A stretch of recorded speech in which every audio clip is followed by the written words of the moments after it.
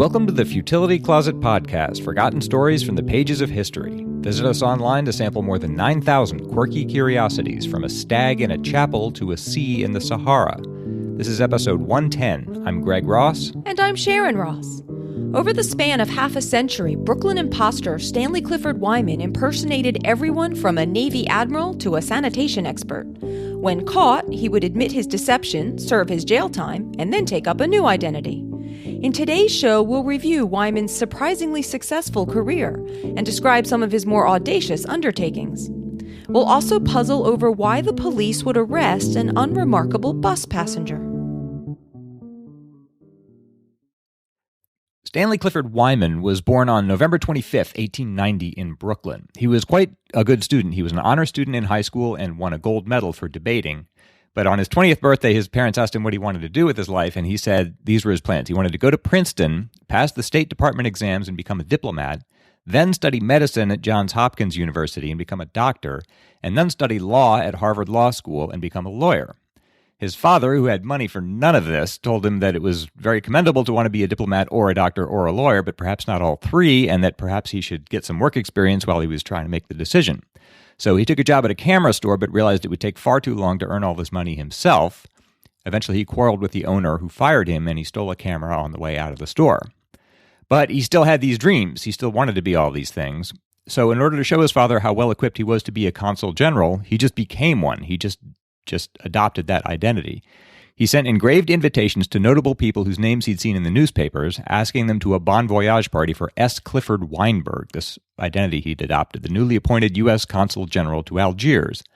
And he mailed these invitations to about 100 people, and about 75 people turned up at the hotel on the night he'd appointed. The men were in white tie and tails, and the women in evening dress. The men were mostly doctors, lawyers, and politicians, but there was at least one justice of the New York Supreme Court. Wyman made a speech thanking various unnamed friends for arranging this banquet and calling on a few guests to say a few words, and the justice spoke at length and invited him to visit him on the bench of the New York State Supreme Court in New York County Courthouse the next day, which he did. And they were sitting there talking and having such a good time that the justice finally arranged for a photographer to come in and take their photograph. And the photographer turned out to be the owner of the camera store who had just fired him, who recognized Wyman and accused him of being a fraud. Wyman immediately pleaded guilty to grand larceny and was given a suspended sentence and placed on probation. This was just the first incident in a whole career of these imposters that goes on for 50 years. He filled up his whole life with pretending to be other people. And it's always the same cycle. He pretends to be someone else, is eventually arrested for it, goes straight for a while, but then just falls back into doing it again. And as I say, he spent pretty much his whole life doing this.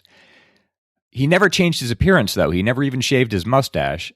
But he always fooled the target and was just recognized by accident, typically by a newspaper reporter who said, "Hey, weren't you a guy that was pretending to be the admiral last week?" It was rarely the police who actually caught him. And this goes on and on. On probation from posing as the consul general, he called the U.S. Navy Department in Washington and introduced himself as lieutenant commander in the Romanian Army and Romanian consul general in New York, and said that the Queen of Romania had instructed him to pay his informal respects to the U.S. Navy. So one day in 1915, he inspected the USS Wyoming, which was lying at anchor in the Hudson River. He wore a light blue uniform with gold braid and wore an admiral's hat. He was only 24 years old, but he carried himself with such a dignity that people just, accepted him as what he claimed to be. In fact, the tour went so well that afterward he threw a dinner for the officers at the Astor Hotel in Times Square and told them to send the bill to the Romanian embassy. And was in the middle of this, still wearing his uniform with the gold braid, when two detectives crashed the party and arrested him for violating his parole. The captain of the Wyoming later told a reporter, "All I can say is the little guy put on one hell of a tour." I don't even know how to characterize this. Police, remember, this is 100 years ago, so much less was known about psychology than is known today. Police at the time thought he was just a prankster or a con man, that these were essentially malicious exploits, but they weren't. Unlike other imposters, Wyman was uninterested in money or fame. He wasn't trying to victimize or gain anything from this. He didn't want to hurt anyone. And this wasn't a joke or a thrill. He just wanted the experience of being important. In a way, you could say he still wanted this dream of being a diplomat and a doctor and a lawyer. And in a certain sense, you could say he achieved that. He just didn't do it by the conventional means. He always lived in the same Brooklyn neighborhood in which he grew up, and his neighbors saw him come and go in costume and just got used to it. There are so many of these exploits that I actually can't list all of them in the time we have here, but I'll just say altogether he posed as a lieutenant in the French Navy, several doctors of medicine, 2 psychiatrists, Navy officers ranging from lieutenant to admiral, 6 Army officers, 2 lawyers, a State Department naval liaison officer, an aviator, a sanitation expert, miscellaneous consuls general, and a United Nations expert on Balkan and Asian affairs. He was sent to state and federal penitentiaries on 13 recorded occasions after his 21st birthday, and he spent more than a third of his adult life inside them. But 6 of those 13 were just parole violations. Typically, he was so busy impersonating someone that he couldn't get down to Lower Manhattan to visit his parole officer, and that's a violation, so they sent him back to prison just for that, just for missing the appointment. For most of his imposters, he wasn't arrested at all. Altogether, he was convicted of grand larceny once, forgery once, impersonating an attorney once, impersonating a naval officer twice, disorderly conduct once, running a school for draft dodgers once, and embezzlement once. As I say, very little was known about psychology of all this at the time. This was around 1915, but he was diagnosed around then with what at the time was called manic depressive insanity, and what I think today would be called bipolar disorder or something like it. He just would have these impulses. You or I, in a really expansive mood, might think fleetingly of impersonating someone famous, but you just check the impulse, and he wouldn't do that. He'd actually dress up and go out and do it.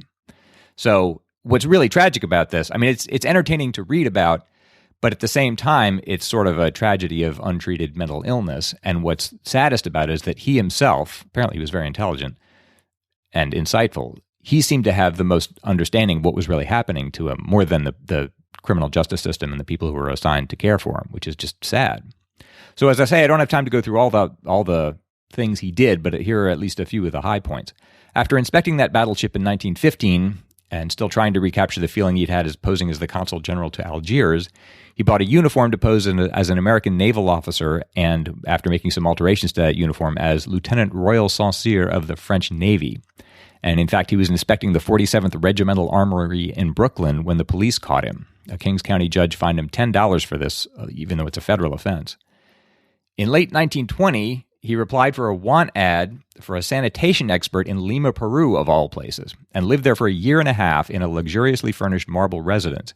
He bought a limousine on credit and hired a chauffeur, and it appears he did that job satisfactorily well. Apparently, he did all his jobs very well, so much so that his employers were sorry to lose him. I don't know how he pulled that off in Lima, Peru, but he did for a year and a half. In fact, he was only caught there because he wrote a chatty letter to one of the naval intelligence men who had declined to prosecute him for impersonating a naval officer earlier that year, telling them that he was working in Lima and inviting him to a tea. And that intelligence man told the company, which fired him, and expressed misgivings, as all his employers did, at seeing him go. They just said they had to under those circumstances. In 1921, he became private secretary to a Viennese physician. He just went aboard his ship when he had arrived from Europe and introduced himself as Dr. Clifford Wyman. He said he'd been asked by the New York Health Commissioner to welcome him to the city and to offer him his services as a private secretary. And that doctor paid him $200 a week and said publicly that he was sorry to lose his services. Typically, you'd employ him for like a year, and then the police would just show up one day and say, "I'm sorry, ma'am, this man isn't who he claimed to be. He's a serial imposter." And you'd say, "I'm surprised to hear that because he was doing a terrific job. Going to keep him anyway?" And they'd say, "No, we're taking him to jail." And you'd express real misgivings at losing him because apparently he did a really good job. He was charming, he was efficient, and he was intelligent. He would have been fine in any ordinary career. He just didn't have one. In 1921, some of these are hard to believe. In 1921, he went into a New York hotel and introduced himself to Princess Fatima of Afghanistan as liaison officer Stanley Clifford Wyman. He took her to Washington to meet not just the Secretary of State, but President Harding. That's how far he took this. The State Department and the Navy each thought he was from the other institution because he used the title liaison officer, which was ambiguous. And the Washington Post gave that event full coverage. 8 months later, he was convicted in federal court of wearing a uniform of U.S. naval officer. And interesting, his lawyer tried to argue that a careful scrutiny of his record, quote, will prove that he has never done anything which shows moral viciousness, which is true. There was never any malice behind this. He was never trying to defraud or gain from what he was doing. He just wanted the experience. Wyman himself told the judge, "I do not wish to discuss the insanity theory on which you seem to have made up your mind. In none of my acts has there ever been intentional turpitude. All were committed in a phase or cycle or period of recurrent manic depression to which the doctors found I was subject." which is perfectly true and about as lucid and accurate a summary of the state affairs as anyone ever gave. And he gave that himself. He had more insight into what was happening to him than anyone else. In fact, in this case, the judge sentenced him to 2 years in the Atlanta Federal Penitentiary and to pay a fine of $1. The judge said he thought Wyman had succeeded in convincing the doctors he was crazy, when in fact he wasn't. Oh, so the judge thought that his saying he was crazy was yet another case of him. Yeah, that he was just trying to get out of a penalty. I see. But in fact, he said, look, I have manic depression. And he was right. He did. Yeah. While he was in the state penitentiary in Atlanta, he studied law to pass the time, passed the bar exam, and was admitted to the bar in the state of Georgia. So soon he was driving around New York in Pierce Arrow, Mercedes, and Daimler automobiles with plates marked Special Deputy Attorney General, which, confusingly, was an authentic post that he'd obtained for himself. That one was legitimate. Later, he had official license plates made that said New York City Police Department, which were also authentic. He sometimes traveled accompanied by genuine police motorcade. So that sort of confuses things. Some of this stuff was actually legitimate. This is one of my favorites. In 1925, he posed as a member of the New York State Lunacy Commission at a meeting in Cambridge, Massachusetts. He was sitting at home in his apartment in New York City, reading the newspaper, and read about this meeting, dressed up as a doctor, put 2 bologna sandwiches in a medical bag, and took a 5-hour train ride up to Massachusetts, where he introduced himself as Dr. Alan Stanley Wyman. And he told them about his ideas about reforming psychiatric treatment in prison institutions, of which he had some because he'd actually spent a lot of time there. And they were so impressed that they asked him to speak at a banquet that evening in an assembly hall of the college where this meeting was being held. Psychiatrists who were there say the speech was vigorously applauded. And they didn't find out actually until many years later that he'd been an imposter. Wyman himself didn't benefit from this except to the extent that his reforms were actually adopted, and then he benefited from them later as an inmate. He must have been extremely intelligent. And apparently, audacious is the wrong word because he had a good heart, I think, but he would just breeze into your hotel room and tell you he was someone with just utter confidence. Yeah. I mean, he hypnotized some police officers who he'd say, please remove everyone from the room who's not authorized to be here. And they would just do it because he had such authority. That happened constantly. In August 1926, he read that Rudolph Valentino, the famous silent film star, had died and that his paramour, Pola Negri, had arrived at the Hotel Ambassador in New York City for the funeral services. So he took the subway to the hotel, walked right into her hotel suite and said, "Rudy would have wanted me to take care of you, my dear," which is pure hoo-ha. He'd never met Rudolph Valentino. He just made that up. He offered his services afterwards. She accepted him as her doctor, and then he offered his services also to Valentino's manager as the public relations director, identifying himself now as Miss Negri's personal physician, and issued briefings to the press until typically a newsman recognized him and sort of outed him there. The story actually eclipsed to somewhat extent the newspaper coverage of Valentino's funeral in the day's press coverage. Pola Negri, when she was told that Dr. Wyman wasn't a doctor at all, declared that she didn't care and that he was the best doctor she'd ever had, which is what everyone said. A newspaper asked Wyman himself at about this point why he did these things. And he said this: "What is the sense in all these exposés? I wish you would let me alone. I am not doing anything wrong. Get this straight and you may be able to understand me and my position better. I am an American boy, 100% born in Brooklyn. From my earliest days as a kid, I've been imbued with the go-get-'em spirit. Now, one of the first things that an ambitious lad learns is that every opportunity for increasing his fame must be taken advantage of. Take off your coat. Jump right in when you see the advantageous gulf at your feet. And if the opportunities don't materialize spontaneously, there is just one thing to be done, and that is to create them. That's been my motto all along, and people who've made up their minds that I'm cracked or have some sinister motive are simply deluding themselves." He was now 37 years old. In February 1930, he stopped turning up for parole, and they sent him back to Sing Sing for a year and 5 months, and then again 2 years later. He told a friend about this time that he really quite liked the psychiatrist at Sing Sing and thought he'd helped him a great deal with his manic depression. The trouble is when they put him back on the street, when he'd finished his term, he didn't have access to the psychiatrist anymore, and he would eventually relapse, which is kind of an indictment of the whole system, I guess. In January 1935, he was arrested for vagrancy, and a city magistrate sentenced him to 4 months in the workhouse. But after that, he worked legitimate jobs successfully for 8 years in a row, supporting his wife and daughter. That's another thing I should mention.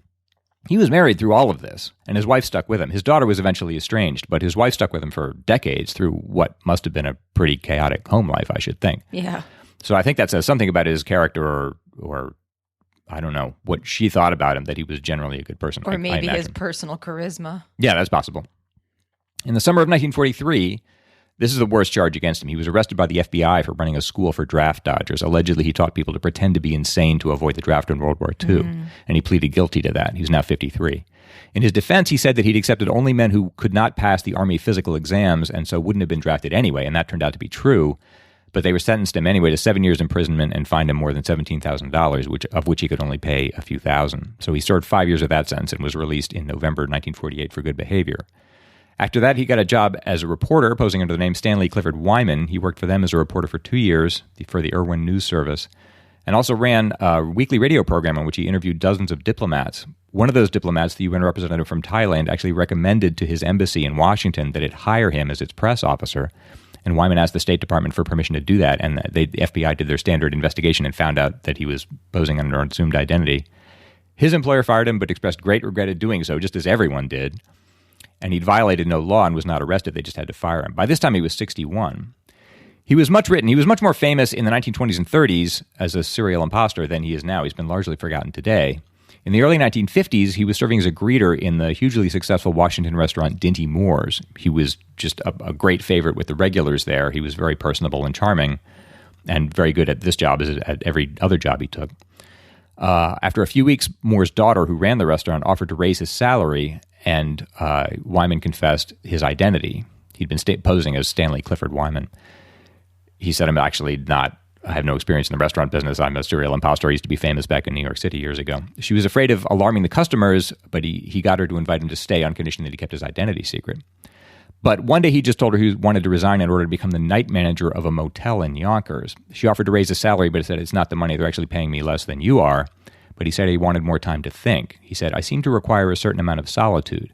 I want more time to think, and with this nighttime job in the motel, I can sleep in the mornings and have all afternoon to take short walks around town and sit in the sun in Central Park on nice days. So he did this. He went and worked as a night manager in a motel. He'd worked there for about a year at the Dunwoody Motel on Yonkers Avenue, when in the middle of the night on August 27th, 1960, 2 gunmen walked in and shot him dead. So his death was as strange as his life was. The gunmen escaped with $200. The detectives, in reconstructing the crime from the scene, concluded that at the age of 70, they'd held him up and asked for the money that he had, and he held the cash box over his head and then apparently threw it down behind him, behind the counter, vaulted at age 70 over the counter, and ran at the gunman, who shot him just before he reached them. One detective said he did a lot of things in the course of his life, but what he did this time was brave.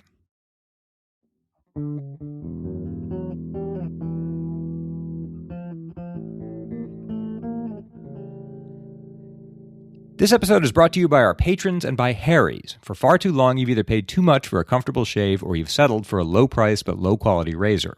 Harry's offers something you've never had before, a great shave at a fair price. Harry's makes its own high-quality razors, cuts out the middleman, and ships them directly to you for half the price of the leading brand. A good shave at a good price. It's simple. Get the best of both with Harry's. Harry's is the only shaving company that has both amazing quality and low prices. They make just one razor with all you need for a close, comfortable shave. 5 German-crafted blades, a flex hinge, and a lubricating strip. The quality is guaranteed. You'll get a refund if you're not happy. I've mentioned Harry's before. For years, I used an electric shaver until Harry's had me try their blades, and I'd forgotten how close a shave you can get with a good blade. And you can't beat the convenience. Harry's offers factory direct prices, so they cut out the middleman, and there are no upcharges. You'll pay half the price of the leading brand. Harry's starter set, called the Truman, is a great option for new customers and an amazing deal. For just $15, you get a razor handle, moisturizing shave cream, and 3 of Harry's 5-blade German-engineered razors. Plus, there's a special offer for fans of this show. Harry's will give you $5 off your first purchase with promo code CLOSET. Go to harrys.com right now and look for the Truman set. That's HARRYS.com. Enter code CLOSET at checkout to get $5 off and help support this show. Stop compromising. Give Harry's a try today.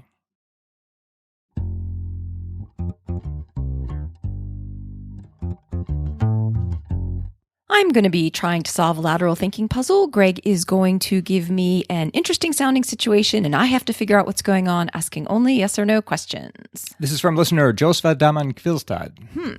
A man takes a bus from an airport to a city. He puts his suitcase in the luggage compartment, buys a ticket, and behaves like any other passenger on the bus. But when the bus reaches its destination, the police are waiting to arrest him. Why? Okay, a man takes a bus from an airport to the city. Yes. Does it matter what city? No. Does it matter what airport? No. Okay. Does it matter what bus? Not really, no. Is there something about the bus that's of It's importance? a shuttle bus that just goes back and forth between the city and the airport. And you said he takes his suitcase. He puts his suitcase in the luggage compartment. Okay. Buys a ticket and behaves like any other passenger on the bus. Okay. But when the bus reaches its destination, the police are waiting to arrest him. Are waiting to arrest him. All right. Wow. So many different directions here. Okay. Is there anything about the suitcase that I need to know? Yes. Aha. Is there something inside the suitcase? Yes. Aha. Something that a dog had sniffed out? No. Something that had been picked up, like when the suitcase went through, like the machines that show you what's inside of it? No. No. Something that you could see looking at the suitcase? Like if somebody just saw the outside of the suitcase, would they think there was something suspicious about it? No. So there's something inside the suitcase specifically? Yes. And somehow somebody knew that there was something suspicious inside the suitcase? Yes. Okay. Do I need to work out what's inside the suitcase? Yes. Do I need to work out how it was known that that thing is inside the suitcase, or the things? You could do either of those things. I could do either of those things. Okay. Okay. Okay. Okay. My mind is just reeling with too many possibilities here. All right. So let's figure out when it was determined that something suspicious was in the suitcase. Can I figure that out? Like at what point on the timeline this would have been determined? Or is that not really? You could do that. Okay. You could do that, but another way might be a better way to go. Okay. All right. Let's try something else. Is there something stolen inside the suitcase? Okay, was the whole suitcase stolen? No. Okay, this suitcase is the man's suitcase. Yes. It's his suitcase. That's right. Okay, would you say there is one item inside that's of concern or importance? No. Multiple items? Yes. Okay. Are any of them stolen? Yes. Okay, so some of the items in the suitcase are stolen. That's right. Are any of them, would they be considered dangerous? No. No, so I'm not thinking about explosives or No. anything like that. So, okay, so that's not it. So is that why he's arrested? Because at least some of the items are stolen? Yes. And is that the primary reason? Yes. Okay. So it's a question of what is in the suitcase that's stolen and how did people know it was in this suitcase? Yes. Did the police know in general that this stolen item or stolen items were going to be in a suitcase coming through this airport? I can't answer that. Okay. Is it the police who arrest him? Yes. Does it matter what country this is? No, it's Spain, but it doesn't matter. It doesn't matter. Okay. Does it matter the time period? No. Okay. Okay. Should I work out what the items are? Would that be helpful? No. No, it doesn't matter. All I need to know is that some of them are stolen. Yes. Yes. But it doesn't matter what they are. Sort of? You're not answering. I'm trying to think of a hint that will Okay. help All right. and not Wait. give it away. Okay. Let me back up. Okay. Does it matter when the items were stolen? Yes. Okay. Now, there's two different whens here. When in the story or when in history? Does it matter the time period that this takes place in history? No. No. So it matters when he stole these items. Yes. Okay. Did he steal the items after he got to the airport? No. He stole the items before he got to the airport. So, yeah. Yes, he stole them after he got to the airport. He stole them after he got to the airport. Okay, so a man, we'll call him the thief. Can I call him that? Yes. Did he do this legally? You mean? I don't know. There could be scenarios where, because you didn't seem to want me to call him the thief. There could be. I'm always trying to You're infer very sharp. everything. I mean, you could be doing a situation where you're testing something, or he's actually doing something that's not technically illegal. Oh, I see. So was this? That's actually a perceptive question. You can't call him the thief. I can't call him the thief. And would you say he has clearly committed a crime? yes. He has clearly committed a crime. But you're still hesitating. So okay, let's back up. Let's go back to when he stole the items. Yeah. You would say still that he stole items, even though you don't want to call him a thief. I'm going to say No? going to say no. Oh, did somebody else steal the items and Yes. put them in his suitcase? Yeah. That's why he's not a thief. That's right. Okay. So this man, was he unaware that the items are in his suitcase? No, he wasn't unaware. Okay. But would you call him an accomplice to a crime? Yes. So you would. Okay, but he's not a thief. He's just an accomplice to a theft. That's right. Aha. So do I need to know more about his confederate? Yes. Okay. Aha. Do I need to know how many people were working with him? Is that important? Sure, yeah, you could work that out. Is there one other person? Yes. Okay.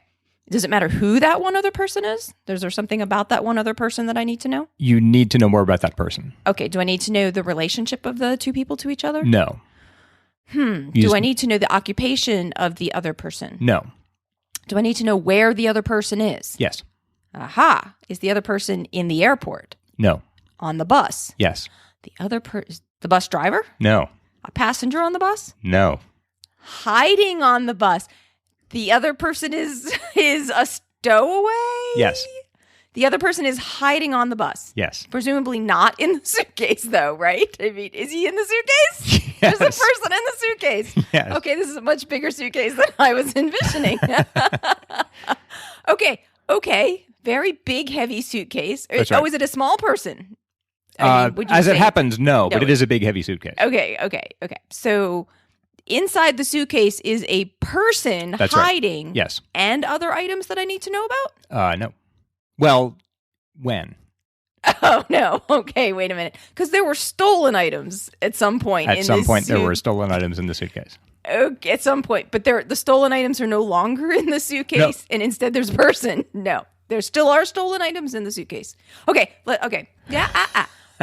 When the man puts the suitcase on the bus, yes, there's a person inside it. That's correct. Are there stolen items in it also? No. No, the stolen items are now out of the suitcase. That's right. Do I need to know where they are?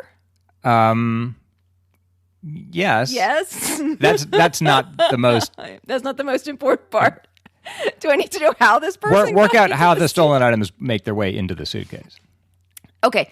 The man with the big suitcase, I'm sorry, I don't remember. Did he know there were stolen items in the suitcase? He did. You said he did know there were stolen items. Yes. But he didn't put them there. That's right. The person who got into the suitcase, did he put the stolen items in there? Yes. Okay, so these two met up at some point? Yes.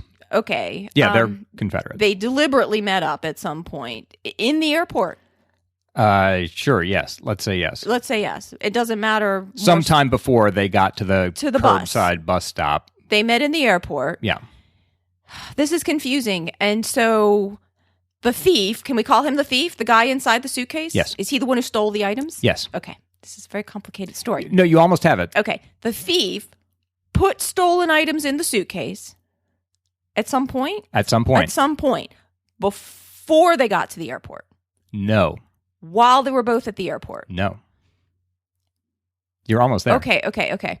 And you said it doesn't matter the thief's occupation, so he's not like in baggage handling or something so that he grabbed it at some specific... I'm trying to work this out. Okay, let's back up. The man who's not the thief, the man who owns the suitcase, he arrived at the airport with a suitcase. Yes. At that point, when he first arrived at the airport, was there anything weird in his suitcase that I need to know about? Stolen items, people, anything? Yes. So there was something weird in his suitcase when he got to the airport? Yes. Stolen items? No. A person? Yes. Okay, so he shows up at the airport, and there is a person in his suitcase. Is this correct so and far? he arrives at the bus stop at the airport to take the shuttle bus back to the city, and he puts his suitcase in the luggage compartment. With a person still in it? Yes. But at some point, there was also... Were the stolen items and the person in the suitcase at the same time? Yes. Okay. Oh, was it like food and the guy ate it? No. No. Stolen items that you would like sell for money? Yes. Yes. Okay. So when he puts the suitcase in the luggage compartment, it contains only a person. So where did the stolen items go? And when they're arrested at the other end of the journey, it contains stolen items as well. So all you have to do is put together where the stolen items must have come from. Were they inside the person that was in the suitcase? No. Okay. And you're saying that the man carrying the suitcase, he did not put the stolen items in, and there's no third Confederate. Right.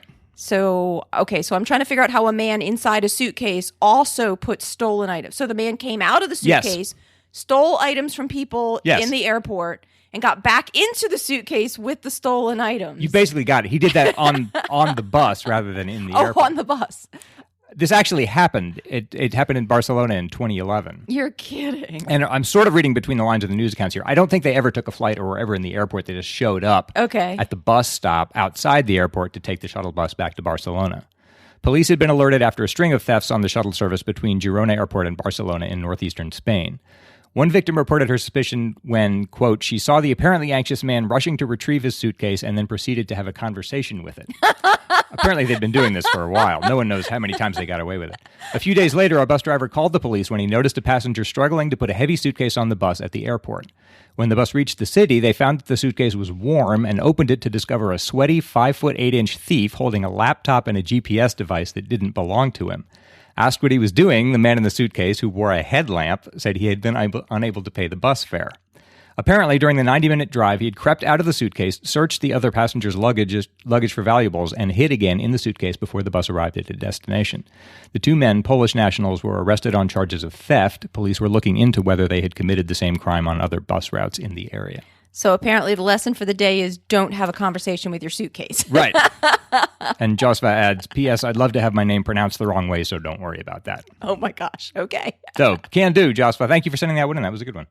Thank you. And if anybody else has a puzzle they'd like to send in for us to use, you can send it to us at podcast@futilitycloset.com. If you've been enjoying our podcast and learning about inventive ways to commit crimes, please consider becoming a patron to help support the show. The podcast is a big commitment of time to research and produce each week, and we just wouldn't be able to do it without the support of our wonderful fans. If you want to help out, please check out our Patreon campaign at patreon.com/futilitycloset or see the Support Us page on the website. If you're looking for more quirky entertainment, check out our books on Amazon or visit the website at futilitycloset.com, a Scaber Lacher's olio of extonious evulgations. At the website, you can see the show notes for the podcast and listen to previous episodes. If you have any questions or comments about the show, you can reach us by email at podcast@futilitycloset.com. Our music was written and produced by Doug Ross. Thanks for listening, and we'll talk to you next week.